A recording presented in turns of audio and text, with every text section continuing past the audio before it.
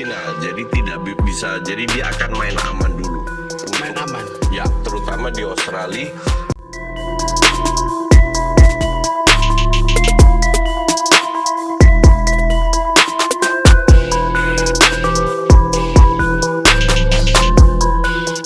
Untuk bisa meraih minimal seri dan ada kemungkinan kita menang.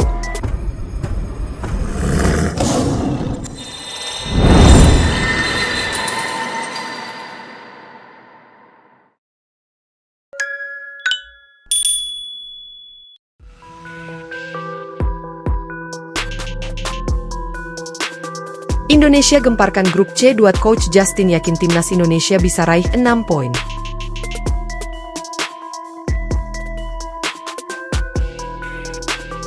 Timnas Indonesia kembali menjadi sorotan setelah Coach Justin memberikan pernyataan tegas terkait peluang skuad Garuda di grup C kualifikasi Piala Dunia 2026. Menurutnya, tim asuhan Patrick Kluivert berpotensi mengamankan 6 poin dalam 2 laga mendatang.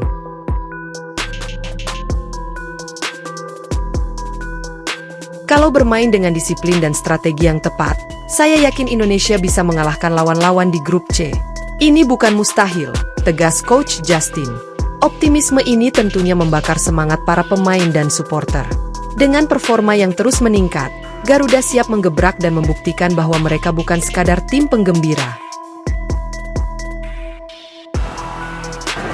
3 dari 4 match yang akan datang di kualifikasi adalah final. Iya. Adalah final. Jadi tidak bisa. Jadi dia akan main aman dulu. Main aman. Ya, terutama di Australia untuk bisa meraih minimal seri dan ada kemungkinan kita menang.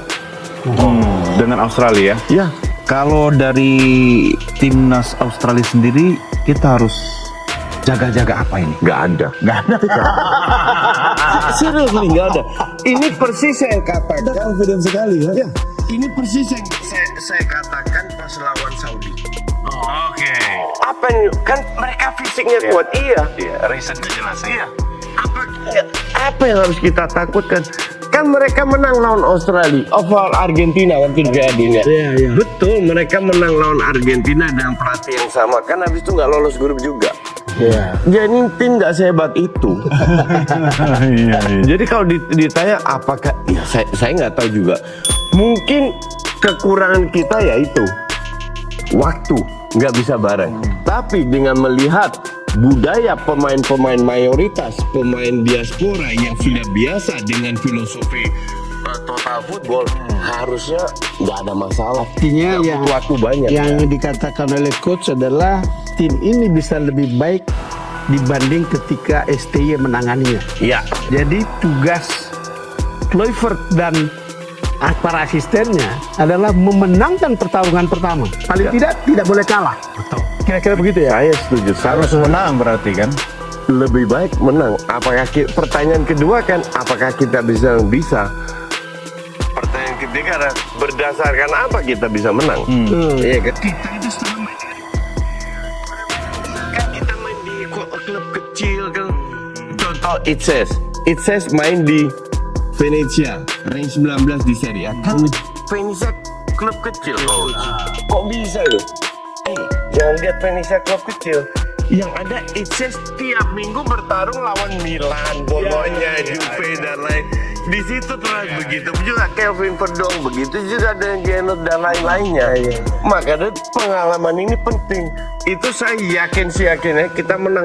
Emang berapa pemain Australia yang main di klub Eropa, di Man United, di Liverpool? Nol, nggak ada. Yang ada di Champion Division atau di apa? Artinya nggak jauh beda sama kita. Iya. Dengan pelatih baru, dengan intensi lebih menyerang, harusnya at least kita lebih probabilitas ya, peluangnya lebih besar. Tapi kan ini kan pertandingan tandang. It doesn't matter. Justru pertandingan tandang kita, dulu saya selalu bilang pertandingan kita itu lebih bagus. Kenapa? Karena Tekanan. bukan rumput lawan lebih bagus. Nggak pernah dipakai konser. Iya. Ini kan lawan Australia, tapi kan kita masih punya Bahrain, China. Bahrain sama China sama Jepang gitu. Bahrain, China 6 poin. Emas must win game. Karena main di kandang. Dan kita sudah punya pengalaman. Yang berat ini Australia. Penonton tolong catat kata Ya. Untuk saya, must win game ini. Bahrain China must win game. Yang berat itu di Australia. Karena nggak ada waktu untuk persiapan. Ya, dan latihan cuma 3 hari. Jadi gimana caranya Clifford, gimana itu terserah lu dah. Yang penting kita jangan kalah. Seri atau menang. Nah baru udah kenal kan, udah tahu ini itu dan lain-lain. Australia di depan mata. Ya, Anda sangat optimistis kita mampu menghajar Australia. Tapi dasar aja. Ya ini istilah. Minimal seri lah. Minimal seri lah ya. Iya. Tapi dasarnya apa kalau kita membaca kekuatan Australia dibandingkan dengan kita yang dengan pelatih baru? Ya oke. Orang itu suka membandingkan data. Australia ikut Piala Dunia. Betul, itu semua betul. Cuman tim Australia sekarang bukan Australia yang kita kenal. Bukan levelnya Viduka, Harry Kewell dan lain-lain. Sekarang ini jauh lebih lemah. Oke, satu. Dan kedua, kita bermain lebih menyerang, bukan lebih bertahan dengan pelatih baru. Ditambah kemungkinan besar menjelang Maret minimal oleh Romney udah gabung. Pertanyaannya apakah Clifford ini akan bongkar semua warisannya STG Atau ada yang diteruskan? Apa yang terus? Dia nggak setolol itu. Dia nggak setolol itu. Dalam arti pemain-pemain yang dia sudah yang digunakan oleh STY kemungkinan Dia tidak mungkin mulai dari nol. enggak. Risiko ya. Risiko. Seperti yang kayak kita lihat Arne Slot di Liverpool lah. Pada saat dia diganti oleh klub, Siapa yang bisa gantiin klub? Nggak ada di dunia. Tapi Arne Slot bisa perform karena dia nggak merombak. dan ternyata Liverpool Dia hanya menggantikan Endo dengan Gravenberch. Puncak dia nggak merombak dan Clifford juga nggak akan merombak. Komposisi pemain pasti ada 1-2 yang dirombak. Tapi sebagian besar itu aja main. Level trust pemain dengan pelatih sekarang seperti apa kalau Anda baca? Pasti lebih besar, lebih tinggi. Clifford itu legend loh. Ya. Clifford itu benar-benar legend sebagai pemain ya. Pemain lainnya pasti look up kepada Clifford. At least sebagai pemain kan. Nah sekarang tinggal komunikasinya lancar nggak? Iya kan. Kalau komunikasinya lancar ya harusnya nggak. Karena Clifford juga punya kepentingan. Seperti yang kita bahas tadi, CV dia kan nggak mentereng. Kalau dia lolos, bisa bawa kita ke Piala Dunia. Nggak usah asumsi kita dibantai di Piala Dunia, it's okay. Yang penting lolos dulu. Itu sebuah sejarah yang tidak luput di dunia internasional. Clifford main di Piala Dunia, iya kan? CV dia naik, bargaining power dia naik, ke lain-lainnya. Sejarah buat dia dan buat kita. Buat dia dan buat kita, jadi Dan buat win-win pemain. solution. Dan juga buat pemain. Iya. Kalau kita seandainya lolos, pemain-pemain kita yang main di NEC, main di Copenhagen atau itu bahkan Marcelino akan terpantau. Iya kan? Jadi kalau kita lolos, everybody happy. Semua akan menang. makanya dulu kalau dihitung itu probabilitas kita itu di atas 50% Ya, untuk saya ya. untuk lolos Ya. Dia 60-70%. Oh, 70%. Di bawah STY itu saya bilang 30-40%. Mungkin 50% dengan skor tambah kuat ya. Paling tinggi 5 tahun. Tapi saya bilang 67. Saya sebut 50 ternyata 70%. Iya. Yang kekurangan sekarang itu kan pemain kita cetak gol. Ya kan? Kita miskin gol lah, kasarnya begitu. Iya. Kenapa kita miskin gol? Ada TV sebelah lah. Telepon saya tanya, kenapa kita susah cetak gol sementara Clifford pengen kita? Untuk alasannya gampang. Sebelumnya kita mengandalkan counter. Kalau counter yang maju itu 2-3 pemain, ya kan? Tapi sekarang kita mengandalkan ball possession. Kalau kita mengandalkan ball possession, 3 pemain didukung oleh 3-4 midfielder. ya Jadi jarak pemain depan sama belakang lebih rapat. ya Yang cetak gol peluangnya lebih banyak, gak hanya pemain depan. Kalau dulu lebih pertahan ngincer counter, which is cukup berhasil dengan rank 3 sekarang, tapi ya sekali lagi kita hanya sekali menang. Ya. Artinya ada yang harus diperbaiki. Kita harus kan selalu begini ya, menyerang itu adalah pertahanan terbaik. Betul kan begitu kira-kira ya. Nah sekarang pola yang akan digunakan untuk attacking football seperti sekarang ini itu seperti apa? Ball possession, pertahanan pertama itu dari striker, penyerang pertama itu dari kiper.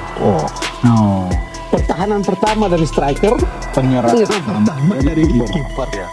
Pada saat kita pegang bola, kita nggak akan kebobolan. Simpel kan? Iya kan? Kita harus usahakan pegang bola sebanyak mungkin. Kayak Man City, kayak Barcelona. Semua titik harus jadi punya mental striker. Enggak. Semua titik harus punya mental untuk bermain as a kolektif. Grup ya, grup tim. Kenapa? Karena kualitas pemain Eropa kita itu tier 3, tier 4 Eropa. Oh, tier 3, tier 4 Eropa. Bukan tier 1. Bukan tier 1. Pemain kita bukan dari Real Madrid, dari MU, dari Juve, dari apa. Bahkan berapa ada divisi 2. Iya kan? But that's okay. Artinya we will make mistakes.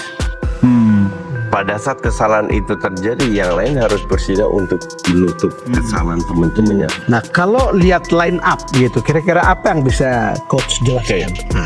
Ini asumsi semua fit ya. Ya. Asumsi semua fit. Kalau saya jadi Patrick Kluivert, saya akan main 4-3-3. 4-3-3 ya. Kiri Kevin Verdonk, back kiri. Back kanan Kevin Dix. Dua center back Maceo Hurst, Jay Itzes. Kiper pasti Martin Paes. Ya. 3 pemain depan dengan 2 DM, 2 anchor, Ivar Jenner atau Riedewald kalau dia masuk. Tom Haye. Depannya Marcelino free roll. Kiri tetap kiri, winger kiri Ragnar. Winger kanan Reinders. Atau mungkin Jakob Sayuri. Mungkin Egy bisa juga. Strikernya Ole Romani. Timnas ini kan tambah kuat. Kita itu 6 kali menang main di kualifikasi, sekali menang. Jadi kita nggak sehebat itu juga. Tapi dengan 6 kali main, sekali menang, selisihnya rank 6 sama rank 2 hanya 1 poin. Dengan Australia rank 6 loh, kita rank 3 kalau atau rank 4. Dan rank 6 sampai rank 2 itu hanya selisih 1 poin. Pertanyaan kan adalah, kok bisa 6 kali main menang sekali selisih hanya 1 poin? Hanya 1 poin. Artinya lawan kita juga nggak bagus-bagus amat. Iya. Di luar Jepang ya. Jepang kita Makanya Anda yakin laga berikut pasti menang. bukan nggak Lawan ada Australia pun kemungkinan besar. Kemungkinan besar menang ya. Peluang untuk menang adalah. Cuman kembali ke budaya karena yang kita lihat bukan hanya 11 starter, tapi di bench pun Belanda. Iya kan? Iya. Kalau kita kumpulkan semua fit, di bench pun ada Belanda. Nah, itulah kenapa saya melontarkan isu dan akhirnya dihantam sama netizen. I don't care, ini pendapat saya. Kita harus punya bahasa Belanda. Masalah bahasa, budaya, dan menyerang karena kualitas pemain-pemain yang ada sekarang itu dari kecil diajarkan untuk menyerang. Sebelumnya adalah bertahan, mengincar counter attack. STY diganti oleh 3 pelatih. Iya. Itu jawabannya. Itu jawabannya.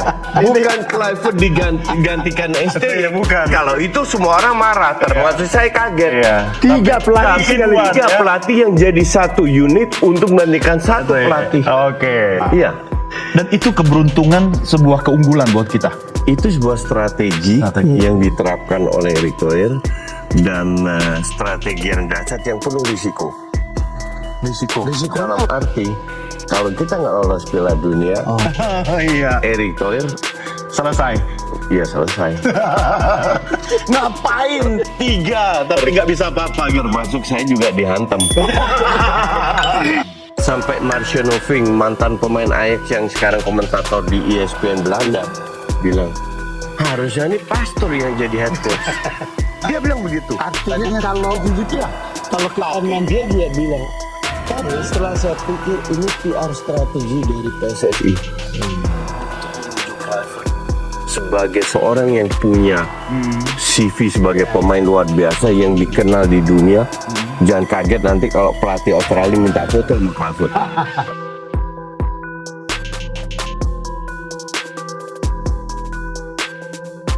Timnas Indonesia seharusnya menang. Garuda siap gemparkan Australia di laga tandang. Timnas Indonesia tampil dengan semangat juang tinggi di putaran ketiga kualifikasi Piala Dunia 2026, tetapi hasil melawan Australia seharusnya bisa lebih baik.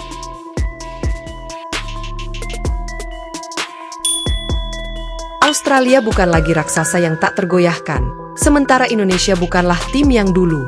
Garuda kini memiliki kualitas, determinasi, dan mentalitas untuk menantang siapapun, termasuk tim-tim besar Asia.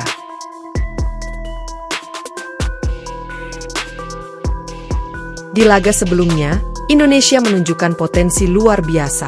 Dengan permainan yang lebih rapi dan efisien, kemenangan atas Australia bukanlah sesuatu yang mustahil.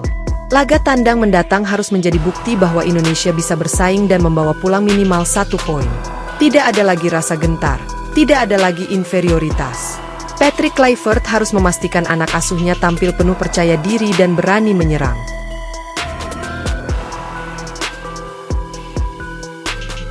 Lini pertahanan harus lebih solid, transisi serangan lebih cepat, dan penyelesaian akhir lebih klinis. Jika semua aspek ini bisa dimaksimalkan, Australia bisa tumbang di kandangnya sendiri. Indonesia bukan lagi tim penggembira di Asia. Kini saatnya Garuda mengaum dan membuktikan bahwa mereka layak diperhitungkan di kualifikasi ini. Api ayo, Indonesia. Saatnya membuat sejarah.